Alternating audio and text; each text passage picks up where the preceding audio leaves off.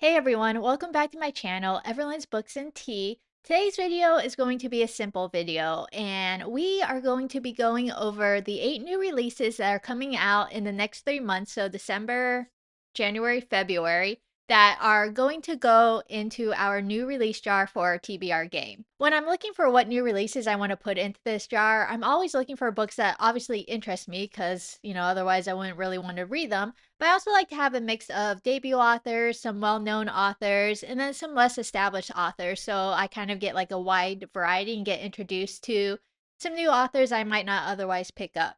So that is kind of how I come up with my list. Let's start going through it and see the 8 books that are potential reads for next year and potentially this year because a couple of them come out in early December. So one of the genres I think of when I think of winter is mystery thrillers. Whether they're set in the springtime, the summertime, the wintertime, I just feel like they're always a good read in the winter. And that is why the first book on this new release list that we'll be adding to our new release jar is going to be Friends and Liars by Kit Frick, which is a mystery thriller book that is coming out on December 2nd, 2025 by an author that is known for both her adult thrillers as well as her YA thrillers. This particular one is a adult thriller, and the blurb is this is a insidious thriller about 4 strange friends trapped in a powerful family's deadly games at a luxurious estate in the Italian countryside.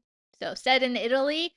Sounds like it's going to be kind of a locked room thriller, which I absolutely adore. So the plot itself follows this group of college friends who 5 years previously, one of their friends ends up dying tragically at her family's estate in Italy. Now, while her death was accidental, some of the lies and betrayals that her group of friends had kind of committed before her death led to her death as well. So they are guilty, even though her death was an accident.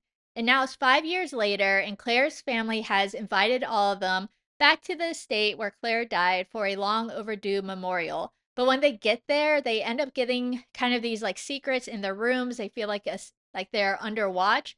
And what they conclude is that someone at this memorial knows what they did, and now their lives are in danger as well.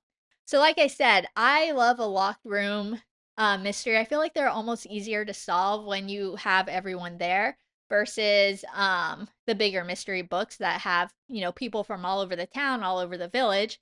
And secondly, I love books set in places that I've been. And I did have the chance to go to Lake Como, which is a very beautiful area of Italy and a very kind of atmospheric areas as well. And I'm interested to see how a locked room thriller in that environment is going to go. That will be the first book in our new release jar. Next up, we're kind of doing a 180 because we're going to be adding a cozy YA fantasy book, almost the opposite of a mystery thriller.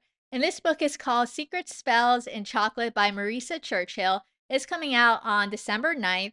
And the author herself is actually a chef, which is amazing because this book is set at a culinary school. And the author herself actually attended both the California Culinary Academy as well as the Culinary Institute of America. And she's also competed on Top Chef as well as has been on the Food Network, and this is going to be her debut novel. So the blurb for this book is, at the world's greatest magical cooking school, risks matter just as much as whisks. So this book, like I said, is a YA. It follows 14-year-old Sylvie Jones, who has dreamed of attending her mom's alma mater, which is the Brindle School of Culinary Arts and Magic. But the only issue is that there are rumors that her famous chef mom cheated her way to victory at the world's greatest magical cooking competition known as the Golden Whisk.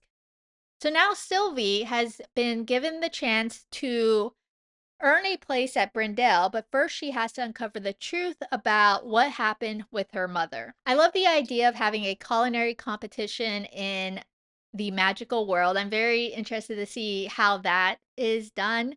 And I'm also excited that the author has firsthand knowledge of culinary competitions and how she kind of incorporates her experience into this book. This is a debut novel, so I'm interested to see what her writing style is going to be like, and that is really why I'm adding it on to my list.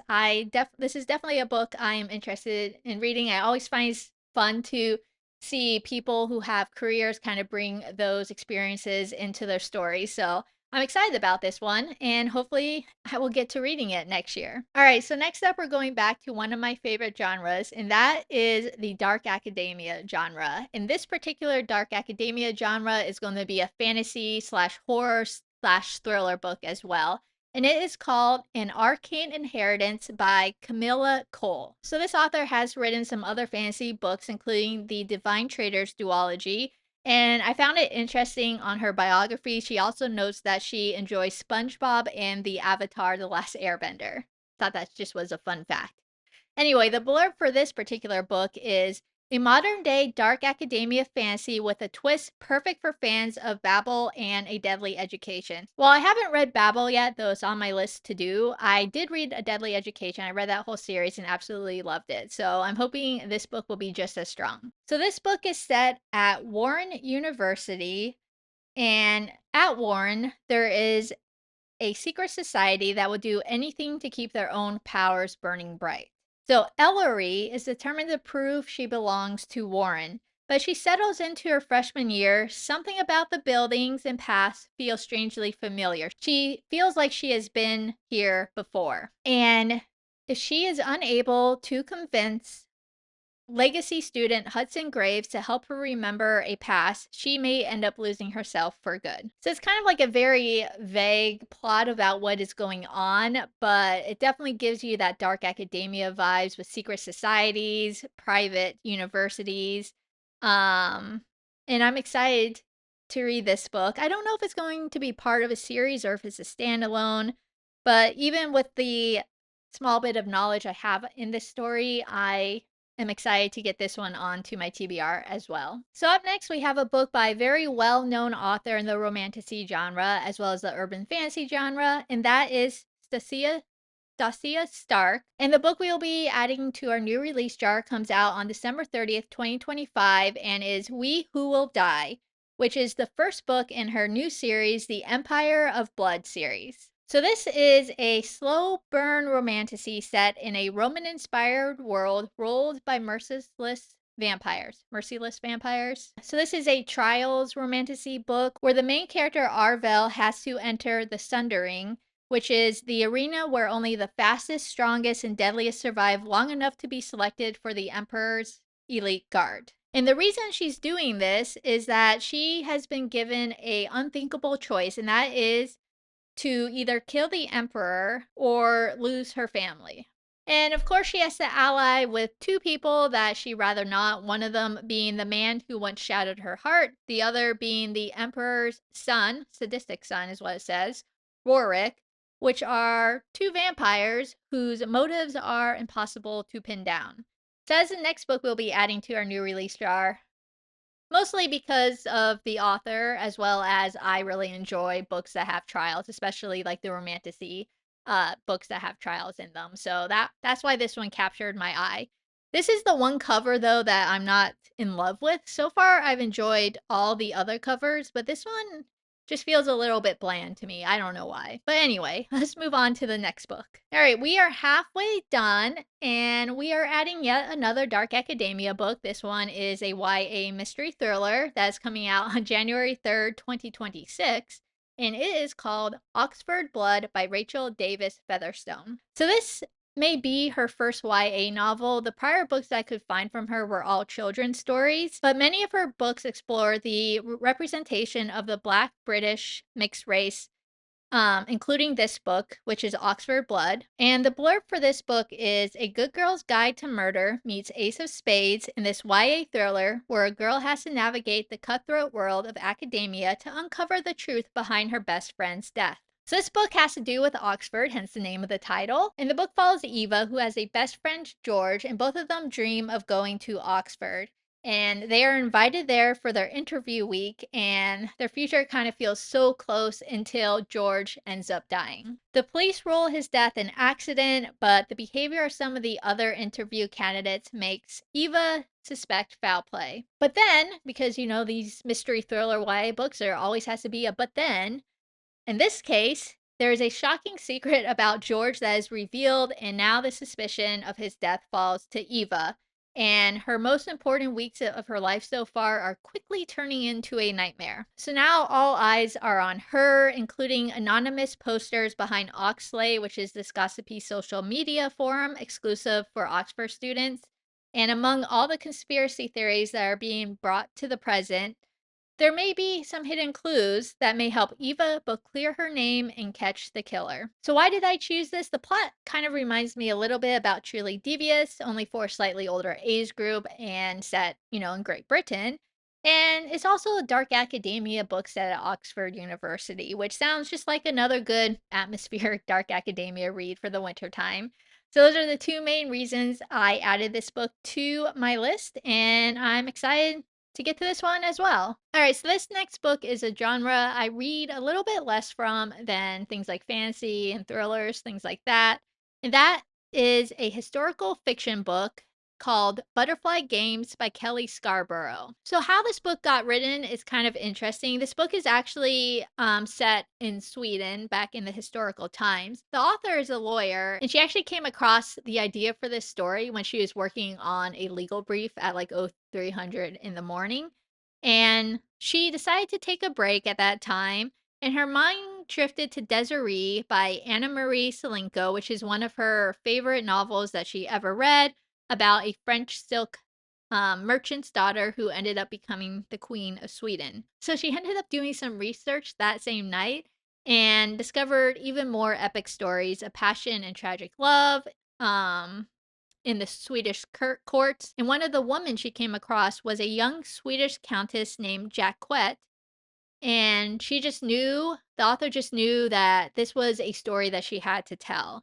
So she ended up writing this book, making trips to Sweden, walking the same halls as her characters, taking language classes, and then finally completing this book to make it as authentic as she could. So the blurb for this book is a debut biographical historical novel about a young Swedish countess whose youthful love affair with the heir to her country's throne has profound personal and political repercussions. So this book does follow Jacquette Gildenstolp, who falls in love with Prince Oscar, who is the heir to the Swedish throne.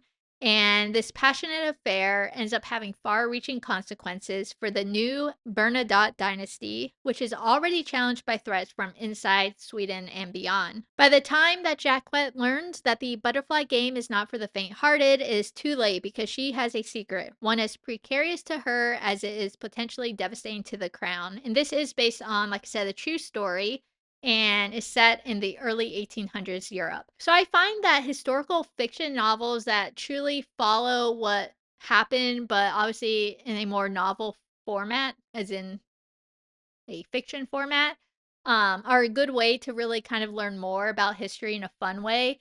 And I have never really I don't think I've ever read a historical fiction novel set in Sweden, so I think this will be a good one just to learn a little bit about Swedish history, and it sounds like the author really did her due diligence of research, and I'm excited to check this book out. Like I said, this is her debut novel, and I can't wait to read this one and, learn a little bit more about history that I haven't learned before in the past. So that is our sixth book that we are adding to our new release jar. We just got two more to go. The next one, we're moving back into the dark academia side of things, this time with a fantasy romantasy aspect to it as well. And that is Wicked Onyx by Debbie Cassidy, that comes out on February 10th and is book one in the Veritas Legacy. So, again, set in a magical academy. The blurb for it says, in a ruthless magical academy where she's cursed and powerless, the last Onyx must unravel dark family secrets and navigate dangerous alliances to reclaim her legacy and make those who betray her pay. So, this book is set at the Nightbridge Academy, which is a fortress of power housing the most dangerous incanters and sorcerers conscripted to keep the horrors and echoes at bay. The main character is the last surviving Onyx, and she is owed a mission. And her plan is simple, to find the book that her mother left a clue about that could be hidden in the Knightsbridge Academy and expose the Imperium as the liars they are. And why is she mad at the Imperium? It's because they cursed her bloodline, stripped her family of magic, branded them as traitors, and now they will pay. So again, it's a dark academia book, and I'm interested to see what these horrors and echoes that are being protected at the academy are, and just curious to see what type of magic this world is going to have. And that is why I added it to our TBR list. I always love also the white, black, and red color scheme, especially in the winter time. It just gives me those winter vibes. So that will be our seventh book, and then let's go on to our last book. So the last book we'll be adding to the new release jar for the winter is The Astral Library by Kate Quinn, which is a historical fiction slash magical realism slash fantasy book that's coming out on February 17th. I have read one book by Kate Quinn, and that was The Rose Code, that is about Bletchley Park, and I absolutely adored it. Most of her books are centered around historical fiction. This one's a little bit different because it does add more of a fantasy magical realism aspect to it. The blurb is a gorgeously written fantastical adventure which poses the question, have you ever wished you could live inside a book? Welcome to the Astral Library, where books are not just objects, but doors to new worlds, new lives, and new futures. This is the other cover of the ones I've listed, though, that I haven't really loved. I don't know what it is. I don't know. There's something about it that doesn't really do it for me, I would say. Anyway, this book follows Alexandria, also known as Alex Watson, who grew up in the foster care system where she learned that while people can let you down, books never do. She ends up taking nightly refuge in the reading room at the Boston Public Library to escape into her favorite fantasy novels after working three dead end jobs. One day, she ends up stumbling through a hidden door and meets the librarian, who is the ageless guardian of a hidden library where the desperate and the lost escape to new lives inside their favorite books. But before Alex can escape into her favorite book and into her new life, a shadowy enemy emerges to threaten everyone the Astral Library has ever helped to protect. So now Alex and the librarian flee through Jane Austen books into Sherlock Holmes novels to the parties of the Great Gatsby. And as danger draws closer, the question becomes, who does their enemy really wish to destroy? Alex, the librarian, or the library itself? So why am I adding this book? First off, I love the Rose Code, not just about the topic, but the way it was written. It was written so well, it made you feel like you were there. So I imagine that she'll take that same type of writing style into this book. And the premise is also interesting to see characters in the real world escape into the world of books that they love. And at the same time, now these two main characters, the librarian and Alex, are having to jump from book to book, it sounds like, to avoid this new enemy. It just sounds like it's going to be a lot of fun to read. And I am super excited for this one. I can't wait to see how Kate Quinn kind of moves a little bit into the fantasy realm. And those are the 8 books that will be added to our new release jar in the months of December, January, and February. As usual, I cannot wait to read each of these books, and I am super excited about everyone on this list. Let me know what books you're also excited about coming out this winter, or if you plan on reading any of these 8 that I talked about in this video. Thank you so much for joining me for this video. I really appreciate it. Coming up next week will be our TBR for the last month of 2025, and that will be our December TBR. I'm hoping to get some good holiday reads onto it. We'll see if the game treats me nicely. Who knows? And then in December, we'll be playing several holiday themed reading games, which I am super excited about as well. And we'll also be trying to finish up our yearly challenges. So we're going to have a game on that too. We'll see how we do. Again, thank you so much for joining me for this video. If you like this video, please hit that like button. If you want to see future videos by me, including my TBR games and my holiday reading games coming out in December, please hit that subscribe button. And if you just want to let me know that you've watched this video, since it's the winter new release video, why don't we leave like snowflakes emojis in the comments below?